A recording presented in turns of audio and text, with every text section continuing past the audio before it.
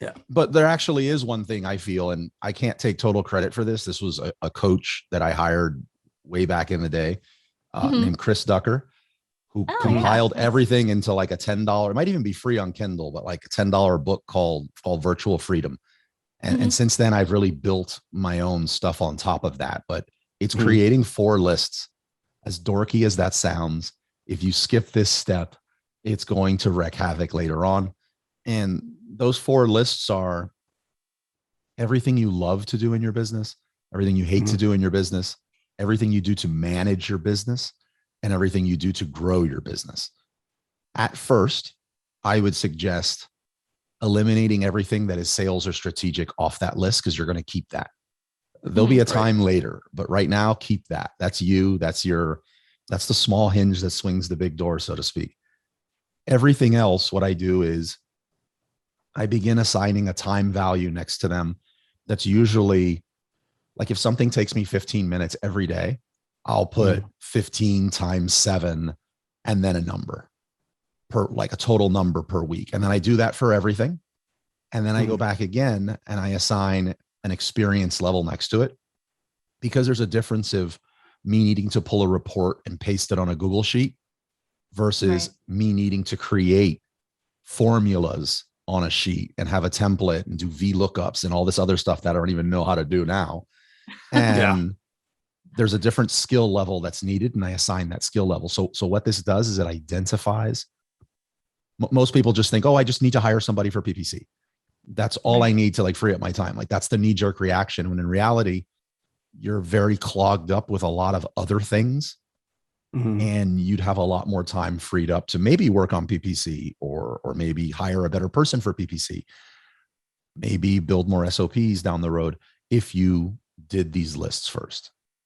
You're also, let me add, you're also, in a way, sometimes I don't like to say this because it'll throw you when you're creating the lists, and that is you're really building a job description with these 4 lists, because once you've identified what you should get off your plate, you now need to hire it.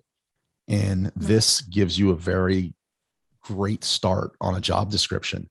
It's the experience you need, how many hours per week you need them, and exactly what the tasks are. Your day is controlled pretty much by the hours in the day. Like that's the ceiling you have. If you can't break through that, which SOPs allow you to do, you won't have the time to do that critical thinking, or you'll have 0 bandwidth, and your quality of thinking and strategizing will just be junk. So I agree. In our quarterlies with the M levels and C levels and myself, we have an exercise, which is how do we put ourselves out of business? And that, I think that touches something on what you're talking about now. And that is with Amazon this, like if they decided on October 1st, beginning of Q4, no more FBA shipments coming in, what impact would that have on us needing to switch 100% to FBM? What would That's that also look not like? that unrealistic a scenario at this Right. point. I think 2020 was all about that. Yeah. Next time, yes, I didn't have a pandemic plan. I had no pandemic SOPs, and that's okay. But now you do. But now I do. Like what's not okay is if the next one happens and you're scratching your head complaining because there's this essentials thing happening. That's a problem. Like you learn from it, build something out from it. If you didn't take the time to build out, then it really didn't affect you enough, I think. My wife thinks I'm being manipulative when I say this. I don't think I am, but like, I like to start with, I like to throw a question back at them. And that is, why is it no longer working? And if the person has not taken the time to kind of draw some conclusions as to why it's not working, then I feel like the rest of the conversation is probably a massive waste of my time. Because if you haven't brainstormed this, like if you haven't stayed up till 1 a.m. or 2 a.m. figuring this out, and then you got stuck, in most cases, did you Google it? Like if you haven't done that, there's 0 that I can do to help you. And if you have done it, then usually your answer, and this isn't me just copying out of this, but it's just what's worked. Usually your answer has the answer buried into it as to what happened. 9 times out of 10. No, I like that answer. The bad news first. They're very time consuming. They're going to save you so much time, but something simple, what I would call simple, like sending in an FBA shipment. You have to start getting into, is it a small parcel? Is it a pallet? Is it like, there's a lot of variables there, but building out something that simple would probably run me to this day about 32 hours. However, once done, it's going to take me no time forever moving forward. And that's billable hours of other people working on it. That's amazing. Like I'll do that all day. Now creating it is not difficult. It's a time investment. You're either going to pay it in the form of money and wages, or you're going to pay it in time once. So I like the upfront ones. Turn on your screen recorder of choice. Yeah. You don't even need a good mic. Just record yourself and talk through your thoughts as to why you're doing this. Amass this library. You can even shortcut it now. I used to pause it and write down on a Google Doc each word line by line on what needed to be done. You technically could just run it through something like otter.ai or rev.com and transcribe it all. You could do that. In Boston, I don't know if we have time today, but in Boston, I'm going to share a better framework to do that, which is I do, we do, you do. So I'll save that for Boston. And this is different, but in a way, I think it's trying to hit the same goal. What I do and what all of my C levels are required to do is something taught by Daniel Kaufman, which is we keep decision journals. And the premise there is, when I was just focused on just selling products and that was the end all be all, my responsibility was the quality control of that product, including the customer service, like beginning to end of that.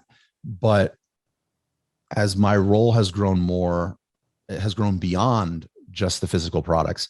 I still have a product that I create, and those are decisions. So and since no one's monitoring me, I need something to track. And my C levels need this too, because they make their own decisions. We need a mechanism to track our decisions, because that now is the product. Yeah. For the most part I'd say I live and breathe SOPs, but that's happened for, let's say, 12 years now. In the beginning, I attempted to do that without a dashboard.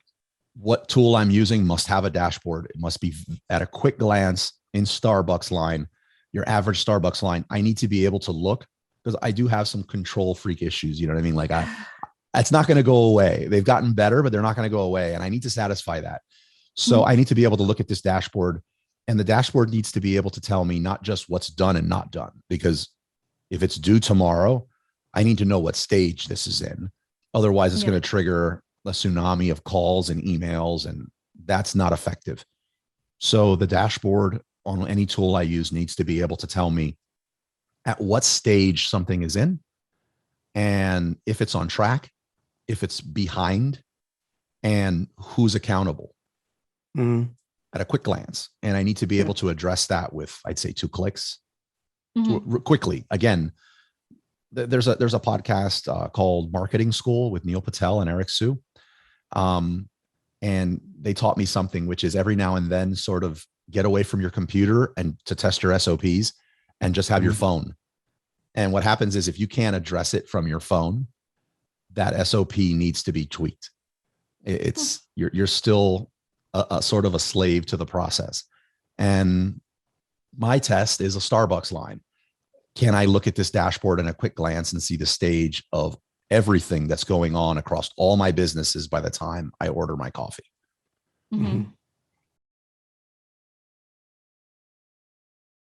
There seems to be, and always has been, even pre-Amazon, just eBay days, it was this, what is the bare minimum I need to do to get by and do? Yeah. And I think that creates that mindset of, being very reactive instead of proactive. I found that businesses that are proactive also seem to be the ones that create SOPs for their business. Makes sense. The other sellers, and there's some successful ones.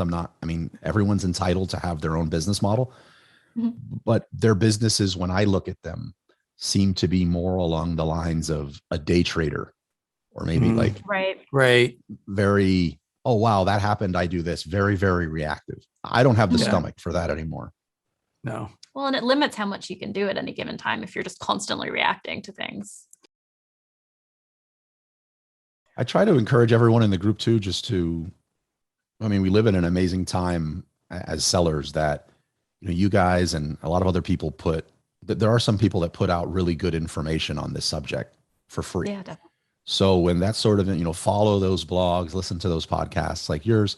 And when something comes out and you do share something, instead of thinking, oh, I'll just refer back to this episode when that happens to me, get ahead of it and get a hold of that certification or that document that you're going to need, so that in the event, something bad does happen to the account, you're ready. My SOPs as they relate to, let's say, I still at night check to see if I have a little red flag on some of my accounts as I'm going to the bathroom, Right. But like my SOPs as they relate to the dreaded account suspension are more preventative, and it's more, hey, if this happens, everything stops and we deal with this. Like, we don't ignore this, like that sort of thing. But yeah, I agree. I think there's too many people that just knee-jerk reaction, go online, or, to see the word template. That sounds cheap and convenient, but that's usually one of those instances where cheap is very expensive. If you're doing some like fundamental things wrong in your business, like, your account gets suspended and you just go searching for some random template that some lunatic put online, like an SOP is not going to save you from that. So, I think one of the biggest issues I see now is, and I mentioned this in Prosper, was like when I started, my main goal was to make $100,000 a year. And I thought that would like solve everything on earth, that number. Right. But I was focused on that number. I have people in my group every single event that come up to me and want to know if they source this product, it's a great path to 8 figures. And I'm like, what happened to 100K? What happened to Oh 6 no, figures? the marketers have taken it up to 8 and 9 now. What's 6 and 7, 8 figures? Jeez. Like, so I think some of that is the problem. Like, you compare your chapter 1 to somebody. What is that saying? You comparing your chapter 1 to somebody else's chapter 20.